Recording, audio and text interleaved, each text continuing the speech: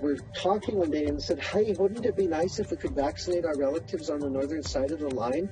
Tonight, a friend in need is a friend indeed. The Blackfeet Nation in Montana provides surplus vaccines for their neighbors to the north. Our history's been wrought with, genocide and murder and all kinds of things, and so to us, we can't stand for something like for what that stands for. Standing on guard for thee. An 8-year-old girl gets into hot water when she won't stand for Canada's national anthem. I've had a rough past couple years, so even getting this far to graduating, it's been kind of a surprise. And North End Winnipeg High School has higher numbers headed for higher education.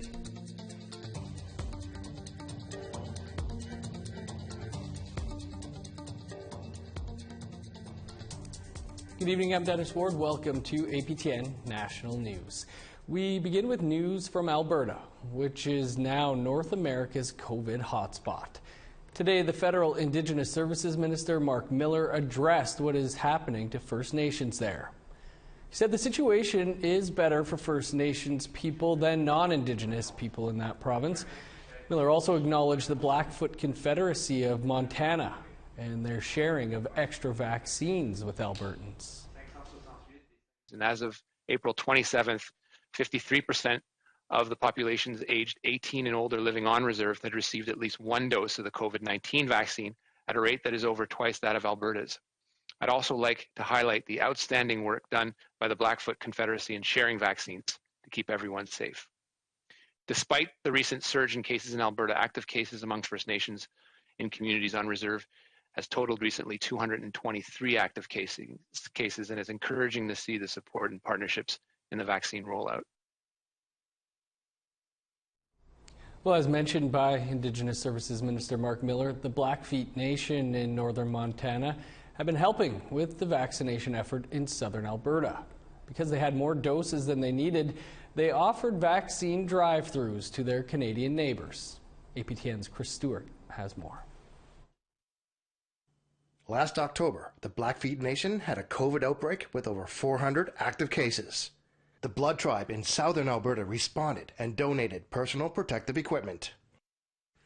Today, the Blackfeet Tribe have fully vaccinated 98% of their population. And recently, the nation found a way to pay it forward. James McNeely is a public information officer at the Blackfeet Nation. We had an excessive amount of vaccines left come mid-April, and so we were talking one day and said, hey, wouldn't it be nice if we could vaccinate our relatives on the northern side of the line? And we said, well, why don't we, kind of reclaim that and say, well, hey, we're in Blackfoot territory, let's see what we can do. Over 4 days and 2 weeks, they held a drive-through vaccination clinic with Moderna and Pfizer shots to Alberta residents at the Canada-U.S. border. Indigenous residents and non-Indigenous. They managed to organize it in less than a week, getting approvals from governments to eliminate the 2-week quarantine. In each day, we did about 300 people, and so all in all, we vaccinated over 1,200 people in southern Alberta, both First Nations and non-First Nations, due to the fact that we got a lot of First Nations, and then we still had more, and said, let's just open it up to everybody. So we were even able to help get some of the border officials vaccinated on the Canadian side. Alberta residents lined up with their cars in lines 2 to 3 kilometers long. Looked like miles of cars. It was a little overwhelming. We were wondering if we were ever going to get through, but it seems like we're going to get through today. It's kind of like, oh shoot, I'm going to miss some math today at school because I'm missing school to come here today. But yeah, no, I'm ready for a long time, so yeah. Well, I should have left at midnight and be here early, and I'd be almost home again now, but I didn't, so it is what it is. McNeely says helping was the right thing to do. We're helping our neighbors. It's the neighborly thing to do. Canada's our neighbor to the north, so we're helping our neighbors and our First Nations relatives and just getting people to be safe and help them get through this pandemic.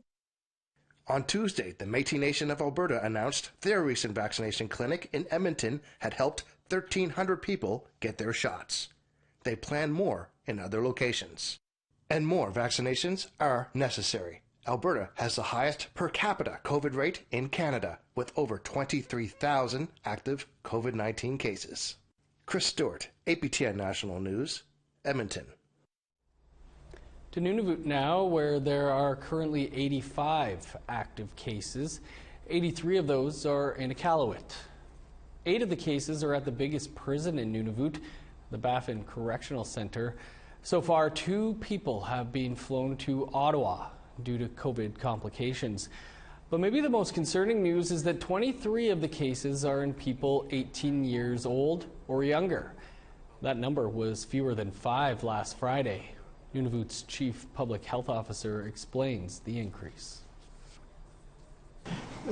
Partly updating some data, but also in the last 5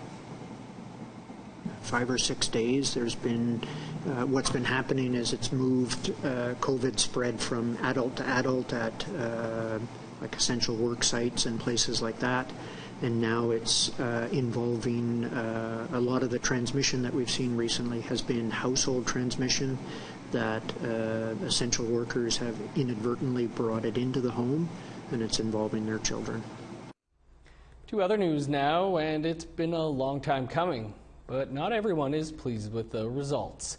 Our reporter Charlotte Moore Jacobs takes us to a remote Dene community in the Northwest Territories for this follow-up on a complicated band election saga. Fort Liard, Northwest Territories. Population roughly 600.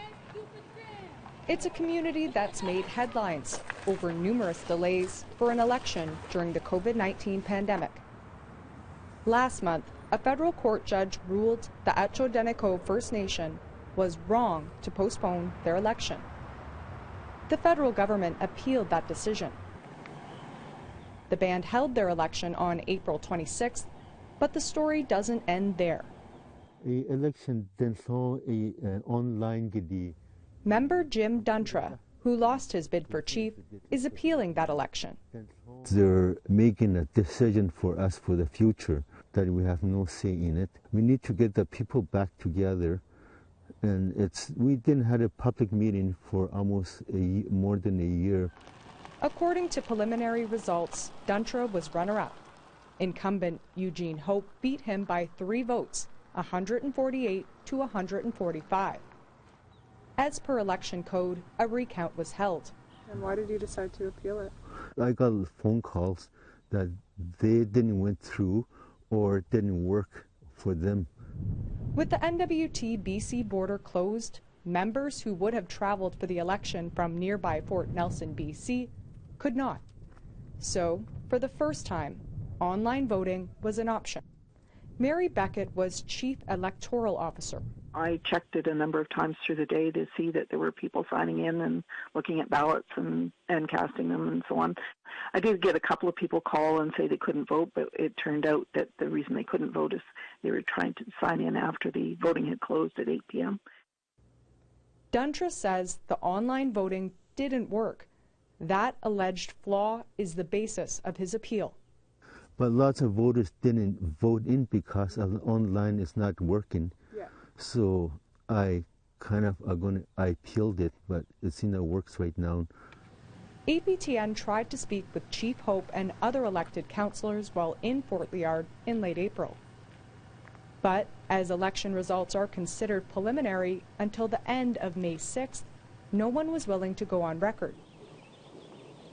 When we were here, band members said getting back to public meetings and hiring local people for positions like band manager were their priorities.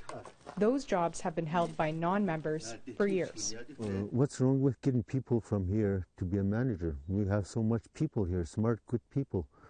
Lots of people said, like, our band office is in Vancouver. Here is just nothing inside there. It's just empty. So the new council will be sworn in on May 25th. A decision on Duntra's appeal is expected in a few days. The federal government is responsible for band election appeals. If they decide an appeal has merit, the investigation and legal wrangling could take years. Charlotte Moore Jacobs, APTN National News, Fort Liard. Time now for a quick break. Still to come, what happened when one girl decided not to stand for the singing of O Canada? and then she had been made to stand, and then he had walked away and called her a disappointment.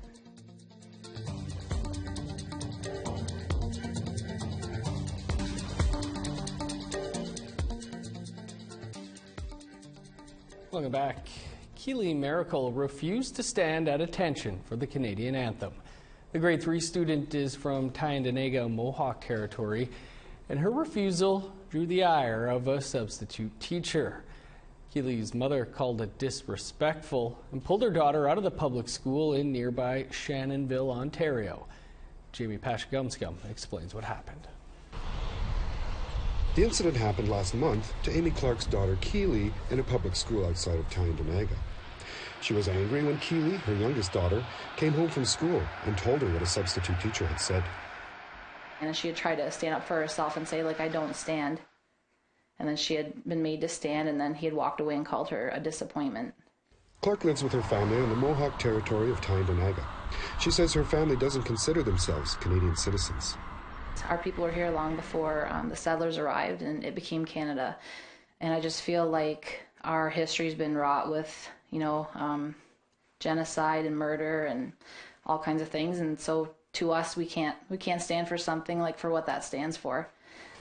APTN asked to speak with the principal of Tyendinaga Public School, but instead were directed to the Director of Education for the Hastings and Prince Edward District School Board. Most importantly, to this young 8-year-old Mohawk warrior, the apology can start with myself, and clearly we have work to do, and so for that and for any harm and action towards next steps, it's my apology to give, and for that I apologize. Monteith says it's no surprise the school handled the situation poorly, because it is their first experience with a student not standing for the national anthem. Clark says both the school and Keely's regular teacher knew she doesn't stand, and said they should have informed the substitute teacher. I guess at the end of the day, even as a teacher, like, the most important thing you can do is listen. Listen to kids, all of our kids. And if he had just taken a second to listen to my daughter, then this might have been avoided. Did you need any help with your work? Clark says she fully supports her daughter's decision not to stand for the anthem, but won't be sending Keely back. Instead, Keely now attends online classes at the Quinte Mohawk School. Keely does have friends and family at her new school. However, she liked her old school and teacher. It's been a while since you've been at your old school. Do you miss it? Yes. What do you miss most about it? My friends and my teacher. Yeah? Have you been in contact with your friends? No. No? How about your teacher? No. Clark says she believes the school does have good intentions, but worries they might not fully understand the severity of the situation or how damaging it could be to a young student. She wants this to be used as a learning experience and would like to see better sensitivity training for staff to avoid something like this happening again. Jamie Pashgumscum, APTN National News, Tyendinaga. In Saskatchewan, an opposition MLA tabled a motion in the Legislative Assembly calling for an end to systemic racism in the province and in the legislature. New Democrat Betty Nippy Albright represents Saskatoon Centre. She tabled the motion last week. If approved, her motion would have the legislature acknowledge that systemic racism exists throughout Saskatchewan and that recognizing it would be an important step toward inclusiveness. When we're asking for meaningful inclusion to be part of the economy, to be part and be treated equitably, we get that pushback, and it's challenging that status quo. It's challenging that privilege. Time now for one more quick break. When we come back, how one Winnipeg school is trying to increase the number of Indigenous students graduating. Even their family has a cycle of not graduating, dropouts, stuff like that. I just kind of want to break that, and I want to be successful in a way that not only benefits me, but other people.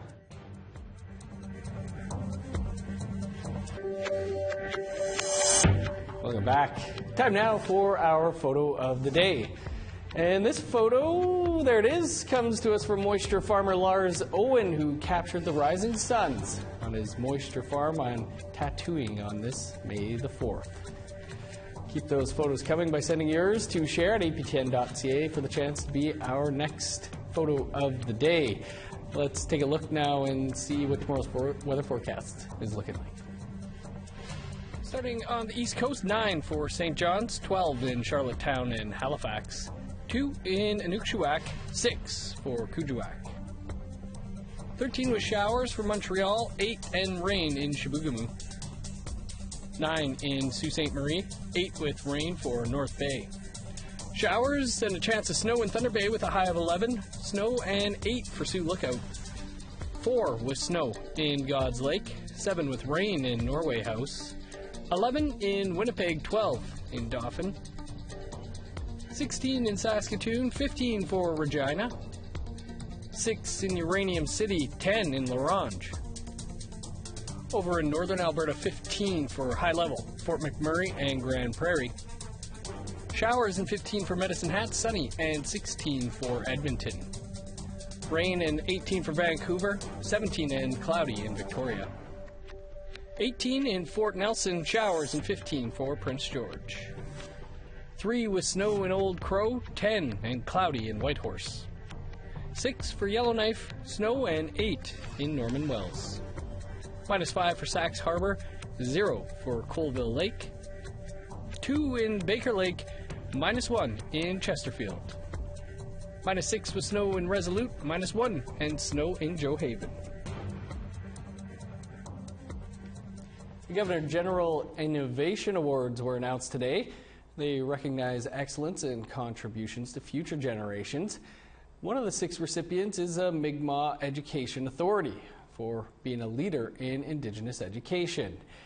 Mi'kmaq Gina Modniwe is known as MK. It revitalizes Mi'kmaq language and culture in schools in 12 Mi'kmaq communities, from skinning a rabbit to painting petroglyphs. Students learn Mi'kmaq from teachers, elders, and community members. Today they have a 91% attendance rate and a 94% high school graduation rate, exceeding national averages on and off First Nation communities. Eskasoni First Nation MK School is Mi'kmaq immersion. Eskasoni Chief Leroy Denny is the chair of MK. He said the Innovation Award is an honor. And really the secret here is collaboration, all working together, from principals, teachers, elders, and including children as well, the chiefs. That's the key ingredient right there we'd like to share. Well, graduation time is just around the corner for many high school students across the country.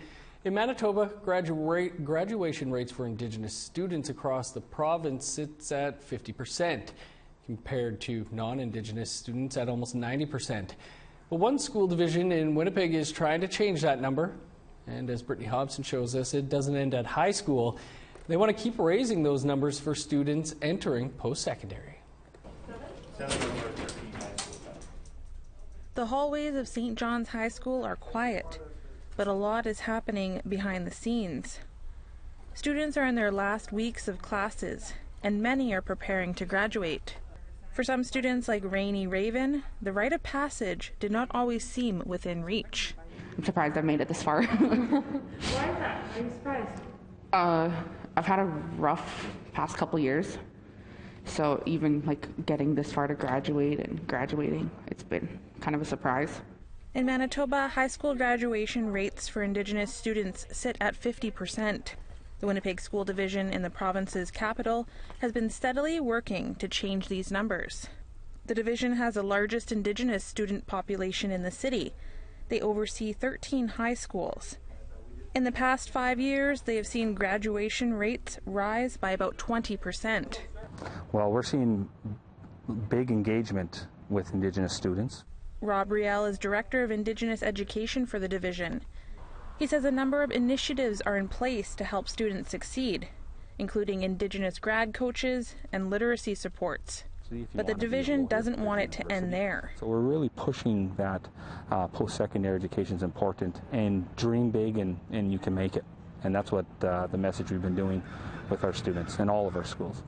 One of those schools is St. John's in the North End. In the past 3 years, the school has seen a 35% increase of students attending post-secondary. They're really setting their sights where it should be and furthering one's educations. Doug Taylor is the school's principal. He says St. John's has seen an influx of donors offering scholarships. In an area of the city where households make below average income, this opens some doors for grads.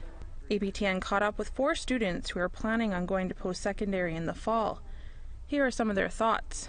I want to be kind of like a counselor kind of thing that works with like sexual assault victims and like missing and murdered and all that. And I can't wait to actually be in the classroom. Even their family has a cycle of not graduating, dropouts, stuff like that. I just kind of want to break that, and I want to be successful in a way that not only benefits me, but other people. Knowing that I'm going to do something for my family makes me feel good about myself. Knowing that I'm going to make my family proud and make my name something. Another reason for the improvement in graduation rates is the Build from Within program. Launched in 2018, the program identifies youth who are interested in becoming teachers and trains them throughout high school into university. Part of the program includes scholarships. I think it's vital that we have this program because it has nothing to do with ability. These students are bright, smart, super intelligent. It's more about giving them and taking down those barriers that they need support for to be successful in their university. Having a support system is key. The Build from Within program operates in cohorts where students develop long-lasting relationships. They're asking for the supports, they are identifying the supports, so they're getting to know themselves and what they need to be successful, which is part of the learning. Riel adds part of the journey also takes place outside the classroom. For some, they are learning more about their heritage and embracing it for the first time. An A+ in everyone's books. Brittany Hobson, APTN National News, Winnipeg. Good to hear. A new American sitcom is being hailed as a landmark. Rutherford Falls is the first comedy to have a Native American showrunner.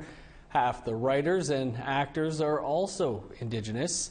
Muskeg Lake Cree Nation's Michael Greyeyes is one of the stars of the show and is our guest tonight on Face to Face.